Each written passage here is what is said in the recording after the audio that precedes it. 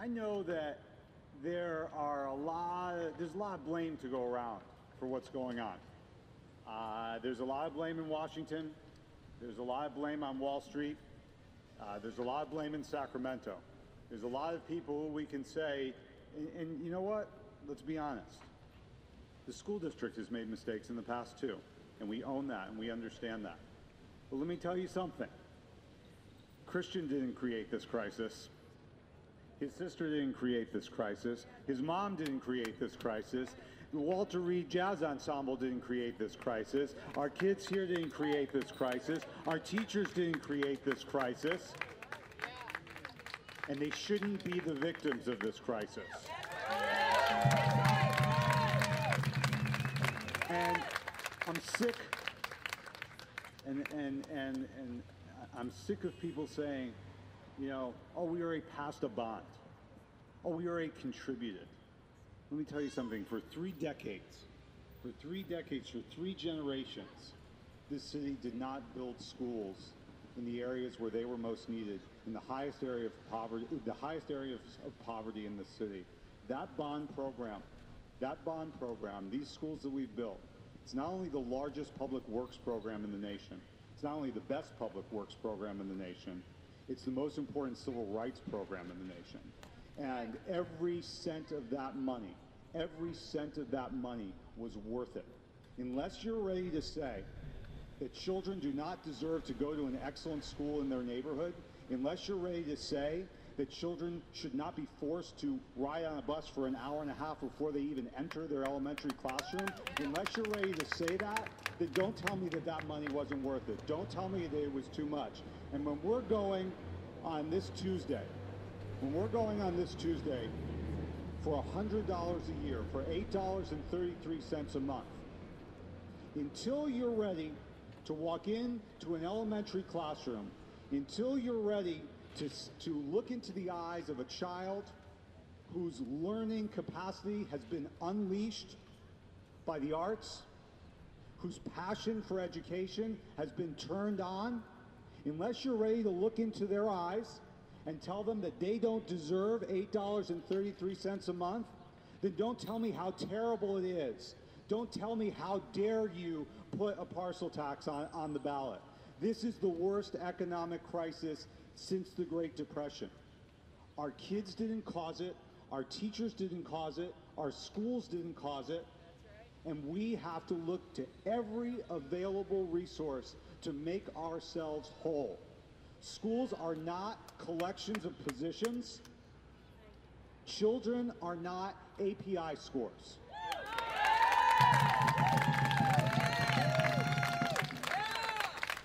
Anyone who knows anything about child development, about education in general, about learning, understands. The president understood 18 months ago. Things have gotten a little bit lost. I think we might need to bring Christian down to Washington, D.C. to give him a personal reminder. The president understood when he gave that amazing speech that it's not just about test scores, and it's not just about competition. It's about us coming together for the whole child, and arts are essential to the whole child. And so, it's not about, oh, that's extra. That would be nice in economically stable times. Oh, we could do the arts when it's more convenient. We can do the arts when it's, when we're a little bit more stable. This is the most important time to have arts in the classroom, because our children are bringing more stress to the classroom, more pain to the classroom than they have ever brought before, and they have to have the outlet to express themselves. So don't tell me this is not the time for the arts. This is the exact time for the arts.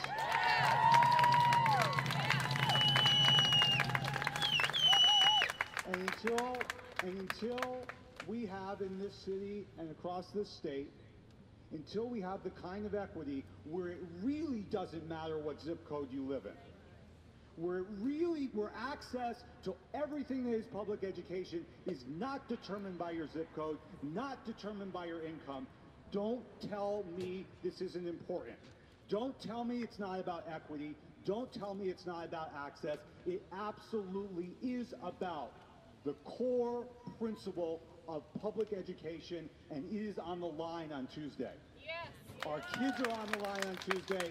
Civil rights are on the line on Tuesday. Our teachers are in the line on Tuesday. And our LAUSD family is in the line on Tuesday.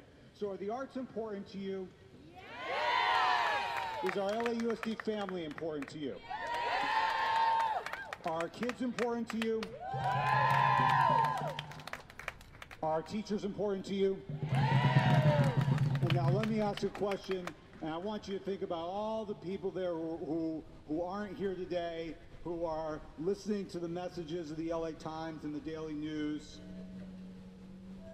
I want you to think about this question. Is our future important to you? So if our kids are important to you, if our future is important to you, if our community is important to you, if our schools are important to you, if our teachers are important to you, I need you to do something for me in the next 72 hours that maybe you don't usually do. I need you to get in people's faces. I need you to challenge them. I need you to have some uncomfortable conversations. I need you to ask them what else they spend $100 on. I need you to get that righteous anger that we all have when they come after our kids. And make no mistake about it, this economic crisis is coming after our kids. And no one blinked an eye when we bailed out the banks and the wealthiest of this nation. So I want you to be angry, and I want you to have that righteous indignation that we've had when we think about the laws in Arizona, when we think about those of us who were involved in the movement against apartheid, those of us who have been in all kinds of different struggles. This is one of those struggles. It's not as loud. It's not always on the front page. But what happens quietly, magically, in our classrooms, when children have access to arts education, when children have access to libraries, that is just as important that is on the line. And it is just as important a struggle as some of the other struggles that a lot of us have been involved in. So I need you to have those conversations between now and Tuesday. I need you to send every email you can send. I need you to, all those things I don't understand, the Twittering, the Facebooking, whatever call everybody that you know. And I just want you to have that conversation. I want you to have that conversation. Corazón a corazón. Heart to heart, alma to alma, soul to soul, and say, not only do I need you to go out, and I need you to vote for our kids on Tuesday, I need you to tell all your friends and tell all their friends. Don't believe the LA Times, don't believe the Daily News, don't believe the people who don't believe in our kids, because we believe in our kids. We believe in our schools, and we believe in our future. And that day to show it is next Tuesday. Thank you for everything that you do.